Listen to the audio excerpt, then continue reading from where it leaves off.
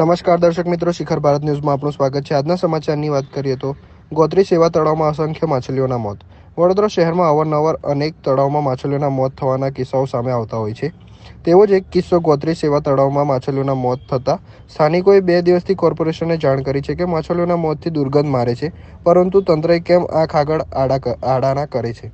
વડોદરા શહેરના તળાવમાં અવારનવાર માછલીઓના મોત થતા હોય છે, જેમ કે સુસાગર તળાવ, ઉંડેરા તળાવ, કલાલી રોડ પર આવેલા તળાવમાં માછલીઓના મોત થઈ ચૂક્યા છે। જ્યારે શિખર ભારત ન્યૂઝની ટીમ આજે ગોત્રી સેવા તળાવ ખાતે પહોંચી હતી, જ્યાં અસંખ્ય માછલીઓના મોત થયા હતા। સ્થાનિકોએ જણાવ્યું કે છેલ્લા 2 દિવસથી કોર્પોરેશનને જાણ કરી છે, પરંતુ કોઈ અધિકારીએ જોવા નથી આવતા। માછલીઓના મોતથી તળાવમાં દુર્ગંધ વાસ આવે છે, તો હવે કોને કહેવું? જેથી શિખર ભારત ન્યૂઝ ટીમની સંપર્ક કરતા શિખર ભારત ન્યૂઝ ટીમ ઘટના સ્થળે પહોંચીને કેવી રીતે ઘટના બની, તળાવમાં અસંખ્ય ગંદકીનું સામ્રાજ્ય, તો તંત્ર કેમ ચૂપ? સ્થાનિકો સાથે વાતચીત કરતા જણાવ્યું કે તળાવમાં માછલીઓના મોત થતાં દુર્ગંધ ફેલાય છે।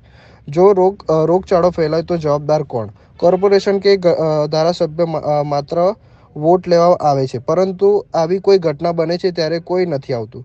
જેથી સ્થાનિકોએ એક જ માંગ છે કે વહેતી એક તળાવને સાફ કરાવે અને દુર્ગંધથી રાહત આપે તેવી માંગ સ્થાનિકોએ કરી હતી। જો રોગચાળો ફેલાય તો જવાબદાર કોણ? કોર્પોરેટર કે ધારાસભ્ય માત્ર વોટ લેવા આવે છે, પરંતુ આવી કોઈ ઘટના બને છે ત્યારે કોઈ નથી આવતું। જેથી સ્થાનિકોએ એક જ માંગ છે કે વહેતી એક તળાવને સાફ કરાવે અને દુર્ગંધથી રાહત આપે તેવી માંગ સ્થાનિકોએ કરી હતી। આપનું શું નામ છે? આપ ક્યાં રહો છો અને આજે શું ઘટના બની છે? મારું નામ ઇમરાન દરબાર છે। આ મારું ઘર છે અહીંયા પાછળ જ। અને 2 દિવસ પહેલાંથી અહીંયા તળાવમાં કંઈક દવા કે કંઈક પણ નાખવામાં આવ્યું હશે કોર્પોરેશન દ્વારા, એનાથી આ ઘણી બધી મચ્છીઓ મરી ગઈ છે અને એટલી વાસ મારે છે કે રહેવાતું બી નથી। એટલે કોર્પોરેશન તળાવમાં દવા નાખવા આવ્યું છે એવું લાગી રહ્યું છે, નહીં તો આ રીતે આટલી બધી મચ્છી ના મરી શકે ને। તળાવ સાફ કરવા માટે કોર્પોરેશન વાળા કોઈ દિવસ આવતા નથી? નથી આવતા। પહેલાં વેલ કાઢવા આવતા હતા, હવે આવતા જ નથી।